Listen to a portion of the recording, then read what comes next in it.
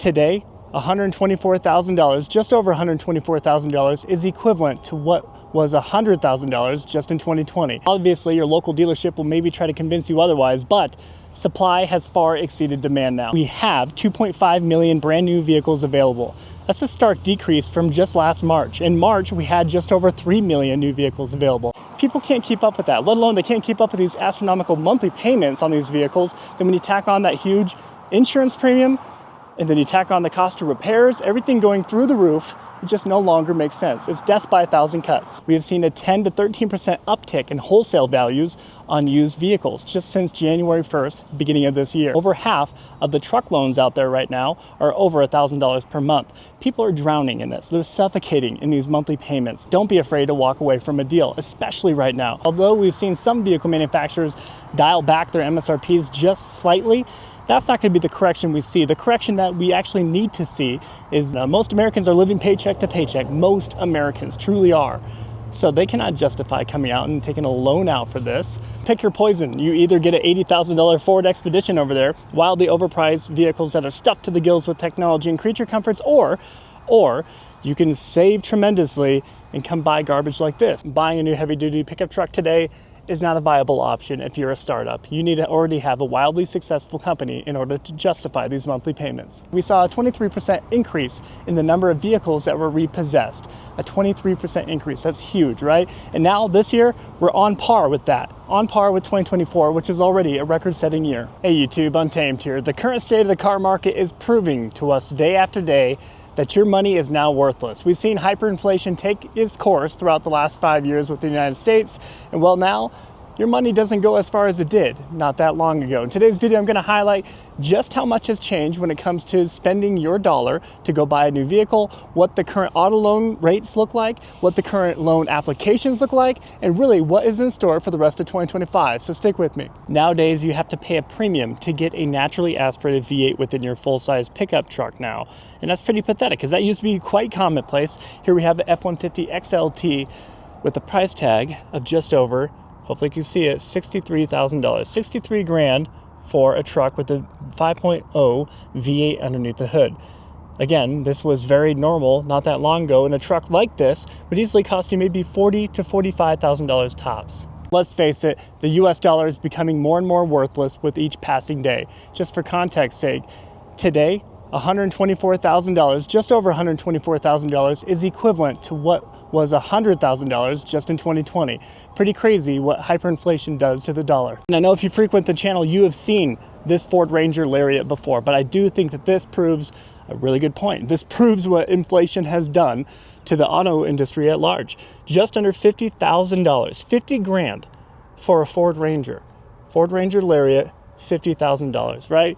5 years ago, you would not be spending anywhere near 50 grand for a Ford Ranger or midsize pickup truck like this. But now, this has become our new reality. That's why we have vehicles like this Ford Maverick here that are actually selling. They're actually selling because of their price point. Originally, Ford intended this truck to be the $20,000 pickup, the pickup that any American can afford. But now, even just a few years later, it's shot up well over $30,000 on average. This one here being $32,000. And this is actually a sparse down bare bones example of one too, if you can believe it. These can teeter up to $40,000 plus. It's to be the case that you could actually go out and buy a brand new full-size heavy-duty pickup truck for your new business, your new company, but not anymore.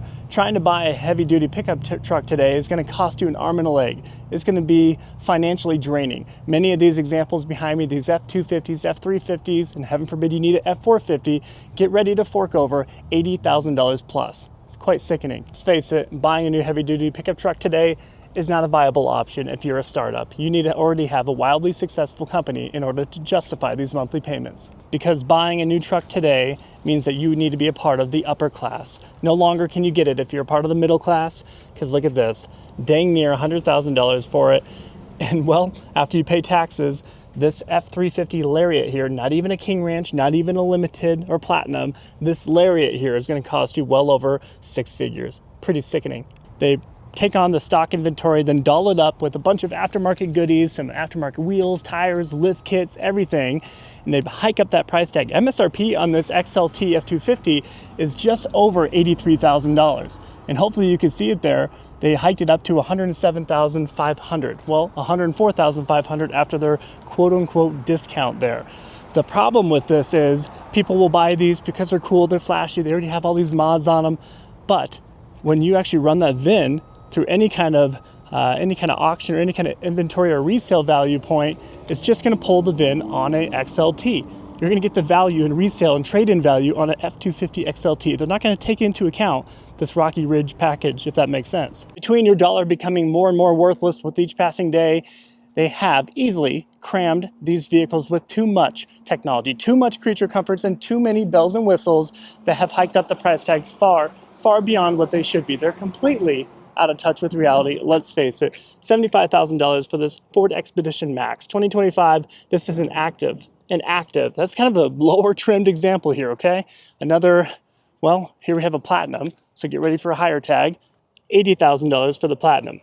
Pick your poison. You either get an $80,000 Ford Expedition over there, wildly overpriced vehicles that are stuffed to the gills with technology and creature comforts, or you can save tremendously and come buy garbage like this with a 2.4 liter turbocharged 4-banger underneath the hood, where they have lessened displacement size of motors, give you tiny little engines now, and don't give you too much, very bare bones, and still $45,000 for this SR5 example 4Runner. Perhaps you consider yourself the fancy type. You can come get this 2025 4Runner TRD off-road that is sporting the i4S Max, a hybridized 4-banger. Again, more complexities, overly complicated. Most people cannot pop the hood and work on that engine with any level of confidence. And you get stuck with price tags like this. Hopefully you can see it here, but it is over $54,000, $54,378 for this 4Runner TRD off-road. And quite frankly, I don't think it looks that much better than the previous generation. Previous generation was timeless. Although the current administration is definitely putting a halt to this type of stuff, Toyota really capitalized on the opportunity to outsource production of the Toyota Tacoma entirely to Mexico, 100% out of Mexico now, and they didn't give us the savings. They didn't pass on the savings. They're saving over 80% when it comes to labor costs alone, comparatively what they were paying in Texas. This here is the most bare bones example here, obviously a long bed though, $45,500 for this TRD off-road. Cloth interior, pretty simplistic, not a whole lot of added options beyond the base MSRP here. As the new generation vehicles are proving to be garbage, they're proving to be overdone, overcomplicated, and with their tiny little engines, people are jumping back to reliability, simplicity, and what was once affordable, right? The Toyota Tacoma 3rd generation here and that 5th generation Toyota 4Runner, a 4-liter naturally aspirated V6 in this, and a naturally aspirated 3.5-liter V6 in the previous gen Tacoma. They weren't fast, they weren't crazy in performance, but I tell you what, they will always start for you. Once, I'll say it again, Toyota went all in, cashing in on their green credits, the carbon credit handouts from the government. Vehicles like this Camry and this Prius right here, this is where hybridized engines make sense. A hybrid makes sense in a Prius. It always has, right? It has not always made sense in the 4Runner. Vehicles like their off-road segment SUVs and their trucks, their pickup trucks, the Tacoma, the Tundra, that's not where it makes sense. It also makes sense over here in vehicles like the RAV4. Yeah, I'd buy a RAV4 all day, any day, because these are still kind of affordable, given for what you get. Great fuel economy. I love these because they have great resale too. Let's face it, there needs to be some sort of reset. Vehicles like this brand new 2025 Toyota Sequoia Platinum here with price tags over $85,000, this is not even a consideration for so many Americans right now. Most Americans are living paycheck to paycheck. Most Americans truly are. So they cannot justify coming out and taking a loan out for this. Not to mention, between not their inability to actually pay those loans, banks, they are fully aware of that. They know the economy. They understand where Americans are at right now. And because of that, 1 out of 5 auto loans that have been applied for throughout the last year and a half continuously get declined. Well, it should come as no surprise to any of you out there, but vehicles like this previous generation Toyota Tacoma TRD off-road are now fetching higher premiums than what they were brand new. Brand new, you can easily get a TRD off-road for a few $1,000s off this previous generation here, 3rd gen. But nowadays, the price tags, they're teetering toward their original MSRP. Original MSRP are more because people have caught on that the new generation Toyotas, they're just not it. Well, when a new generation Toyota Tacoma TRD off-road, same exact truck over there, obviously this one's sporting a hybrid 4-cylinder underneath the hood.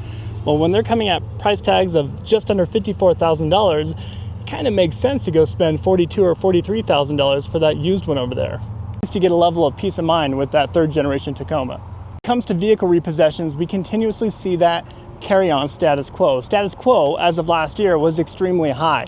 As of last year, 2024 compared to 2023, we saw a 23% increase in the number of vehicles that were repossessed. A 23% increase, that's huge, right? And now this year, we're on par with that, on par with 2024, which is already a record-setting year. People are realizing if it's between putting food on your table or a roof over your head or keeping a vehicle in your driveway, a nice shiny vehicle, well, they're realizing it's more important to keep that roof and food. And a part of the problem that a lot of people don't see, the invisible monsters, so to speak, is your auto insurance premium. People don't really think about that when they go buy a new vehicle. Auto insurance premiums have truly doubled in the last 2.5 years across the entire United States. Some states like California, they see a 60 to 70% increase year over year, which is absolutely sickening. People can't keep up with that, let alone they can't keep up with these astronomical monthly payments on these vehicles. Then when you tack on that huge insurance premium, and then you tack on the cost of repairs, everything going through the roof, it just no longer makes sense. It's death by 1,000 cuts. Behind me, I happen to have two Toyota Tundras. One's an SR5, the one here in Lunar Rock, and the magnetic gray metallic one over here is a platinum trim.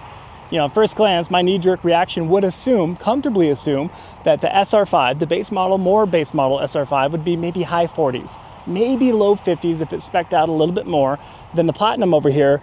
Maybe mid-50s. Mid-50s, high 50s is what I would knee-jerk reaction assume they are. Let's check them out. Start with the Lunar Rock SR5, the Black Widow edition. Check it out. Hopefully you can see them.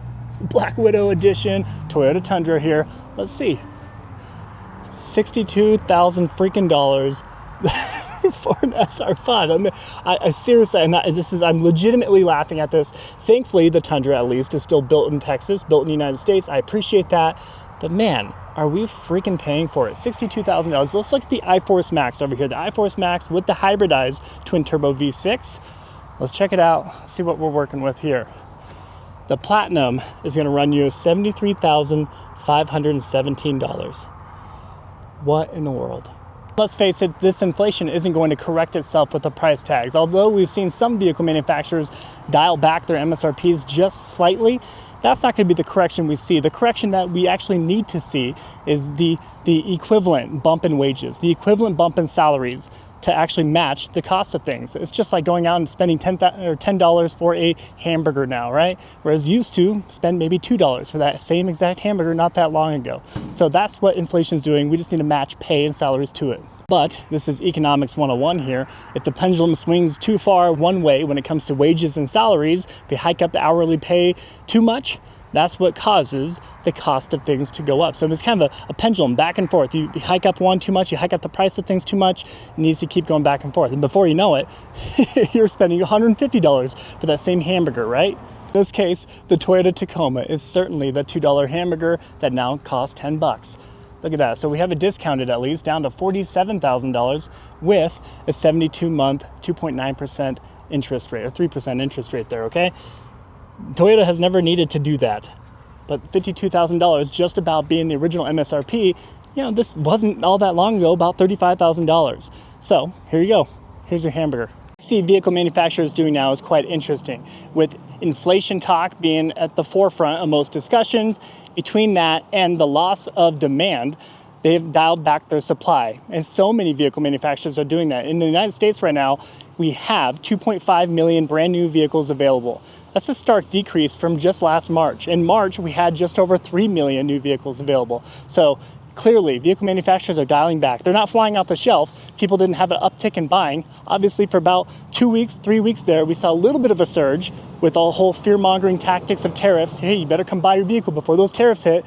We saw a little bit of uptick. That went away pretty quick, right? The way to cut it. Obviously, your local dealership will maybe try to convince you otherwise, but supply has far exceeded demand now. Americans, they're no longer falling victim to coming out and paying these astronomical price tags on these vehicles anymore. They just can't justify it. And well, the ones who did, they're hugely upside down on their loans. And they got raked over the coals during the pandemic, oftentimes getting overcharged for the vehicle, sometimes even over MSRP because it was very high demand and scarcity, supply.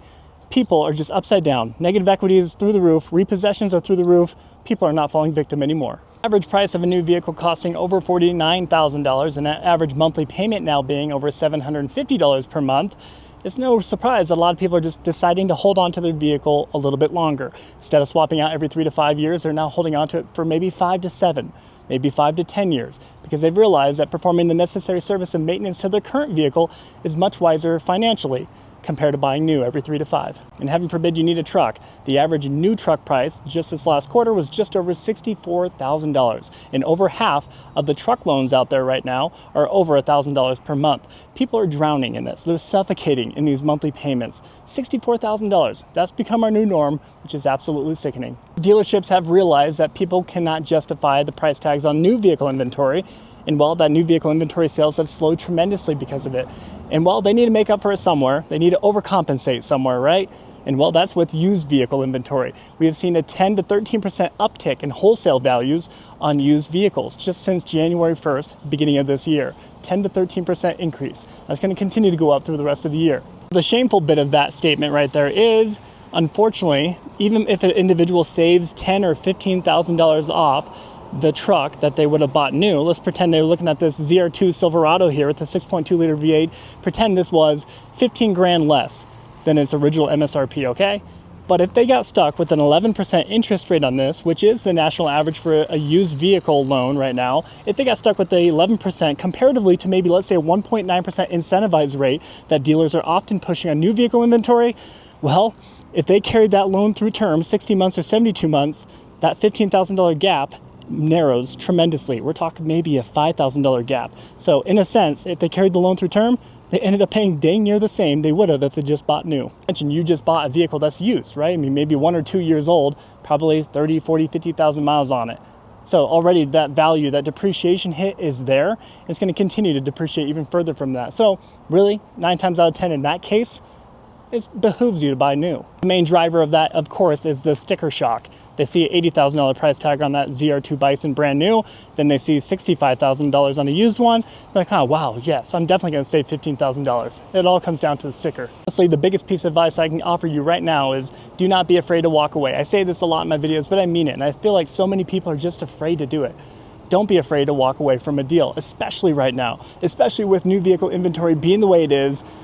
You're going to find that same exact truck elsewhere. You're going to find that same exact vehicle at another dealership. Just walk away, and I guarantee it, if you don't find one at another dealership, that same exact dealership that you were negotiating a deal with, they'll be picking up the phone quickly to call you with an even better deal if it means getting you back in their seat.